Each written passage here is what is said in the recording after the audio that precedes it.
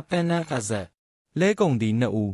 မြတ်စွာဘုရားသခင်ဟာတာဝတိပြည်ဇေတဝန်ကျောင်းတော်၌တရင်သုံးတော်မူစဉ်တိဋ္ဌိတို့၏ယုံကြည်လိုက်နာမှုခိုင်မာခြင်းနှင့်ဆက်လျင်း၍ကျက်တိတ်ဆက်ကြောင်းကိုဆောင်၍ဟောတော်မူခဲ့ပါသည်။ရှေးလွန်လေပြီးသောအခါဘာယာနသည်မြို့တော်၌ရမတက်မင်းကြီးထီးနှံစိုးစံစဉ်ဖျားအောင်သည်လဲကုန်သည်မျိုးနာဖြစ်ခဲ့ပါသည်။သူဟာလိမ္မာရေးကြရှိပြီးကျိုးကြောင်းတင်အောင်စင်ကျင်ဝေဖန်တတ်တဲ့လက်900ဖြင့်အနေနဲ့အရရက်တို့အယောင်းဝယ်လုပ်ငန်းလုပ်ကင်ပါသည်။ထိုဘာယာနသည်မြို့တော်၌စင်ကျင်တုံတရားမရှိအရာရာတိုင်းကိုယုံလွယ်တတ်သူအခြားလဲကုန်သည်တဦးလည်းရှိပါတယ်။ဒီနေ့သောအခါဖျားလောင်းကုန်သည်လက်900တို့ဖြင့်ဝင်ပြီးတင်ဆောင်ကကုံရောင်းထွက်ရန်စီစဉ်နေစဉ်လဲကုန်သည်မိုက်လဲဖျားလောင်းသွားမိခီးစဉ်အတိုင်းလက်စီရည်900တို့ဖြင့်ကုံရောင်းထွက်မိဆိုသည့်တရင်ရောက်လာပါတယ်။ဖျားလောင်းကလူ1000နှင့်နွား2000တစ်ချိန်နဲ့တစ်ခီးရဲသွားရန်မလွယ်ကူလမ်းခရီးတွင်ထင်းမိကဆက်လေစခန်းချရေးအထိအခက်ခဲရှိမိဟုစဉ်းစားမိသဖြင့်လဲကုန်သည်သူမိုက်ကိုခေါ်လေတင်ရှိကသွားလို့ကသွားပါတော့မဟုတ်နောက်မှာခြံကလိုက်လို့ကလည်းလိုက်ပါဟုပြောဆိုဆွေးနွေးတယ်လဲကုန်သည်မိုက်ကရှေးဥစွာသွားလျင်မိမိ၏ကုန်ပစ္စည်းများကိုရောင်းချရာနာဈေးကောင်းကိုရမည်နောက်မှလိုက်ပါက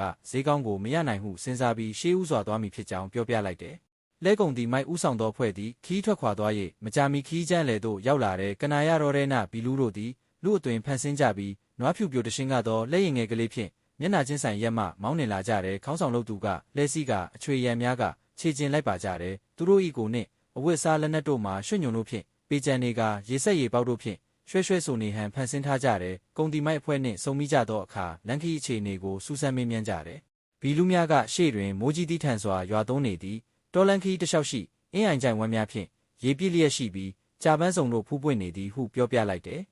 ထိုသတင်းကိုကြားရသောအခါလဲကုန်တီမိုက်သည်ဝင်ပေါ်စေရန်ပါလာသောရေများကိုတွန်းပစ်ခိုင်းကရှေ့ခီးသို့ဆက်လာခဲ့ကြတယ်ညနေနေဝင်လေစခန်းချရနာသောအခါရေမရှိသဖြင့်မချက်ပြုံးမှန်ဖြစ်ကြရတဲ့နွားများလဲရေငက်လူများလဲအာဟာရပြက်ကုန်ကြတယ်လူများရောနွားများပါခွန်အားရုပ်ကုန်ကြတယ်ဤယုံကိုမြင်၍ဤချုံကိုထွင်ခဲ့သောဘီလူများသည်ညင်တန်းကောင်ချိန်ရောက်သည်နှင့်လက်စခန်းကိုဝိုင်းရန်လာကြကလဲကုန်သည်မိုက်ဥဆောင်သည့်အဖွဲ့အားတက်ဖြတ်စားတော့ကြလေသည်ထရာလောင်းလဲကုန်သည်တို့သည်ကုန်သည်မိုက်အဖွဲ့ထွက်သွားပြီးနောက်လောဝက်ပြည်သည့်နေ့တွင်မှခီးစထွက်သည်ကနာယဝင်သို့ရောက်သောရေကိုလုံလောက်အောင်ဖြည့်သည်မိမိကွင်းပြုချက်မရဘဲကနာယထဲတွင်ရွှေလက်တစ်ခုပ်တော်မြမဖြုံးတိရမိတိတတိတရက်ကိုမြခူးဆုမစားရဟုတင်းကျပ်သည့်စီကံများချမှတ်တယ်အစိတ်တီးအစိတ်ရွက်များကိုစားတော့မိကြမည်ဆို၍ဤသို့စီကံချမှတ်ပေးခြင်းဖြစ်သည်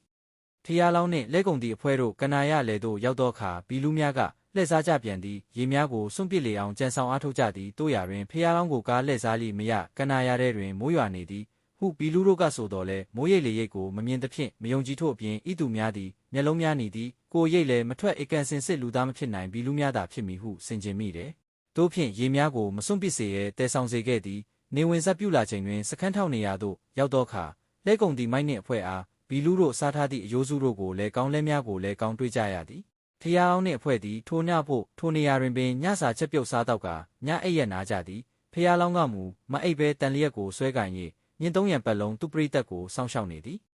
နန်းနက်မိုးလင်းချိန်တွင်ဖျားအောင်သည်မိမိလက်များထဲမှဟောင်းဟိုသောလက်များကိုဖယ်ထုတ်ကလက်တစ်များဖြင့်အစားထိုးသည်ပါလာသည့်ရောင်းကုန်များထဲမှတန်ဖိုးနှဲကုန်များကိုချထားခဲ့ပြီးပိုင်ရှင်မဲ့ပစ္စည်းများထဲမှတန်ဖိုးကြီးရောင်းကုန်များကိုပြောင်းတင်သည်ထို့နောက်မိမိတို့လိုရာခီးသို့ဆက်လက်သွားရောက်ရောင်းချရာအမျက်ငွေနှစ်ဆရရှိခဲ့လေသည်အနှစ်ချုပ်အနေနဲ့ပြောရရင်လဲကုန်သည်မိုက်ဟာဒေဝတက်ဖြစ်ပါတယ်သူ၏လက်သားများဟာဒေဝတက်ပရိသတ်ဖြစ်ပါတယ်ပညာရှိလဲကုန်သည်ဟာဗုဒ္ဓဂယာလောင်းဖြစ်ပါတယ်သူ၏လက်သားများဟာဗုဒ္ဓဂယာရှင်၏ပရိသတ်ဖြစ်ပါတယ်မစင်းစားမစင်ကျင်သူပျက်စီးတတ်ပြီးစဉ်းစားဆင်ခြင်လက်ပြုသူအကျိုးရတတ်သည်ဟုသင်ခန်းစာယူစေခြင်းသောလို့ငါတင်ဆက်ပေးလိုက်ရပါတယ်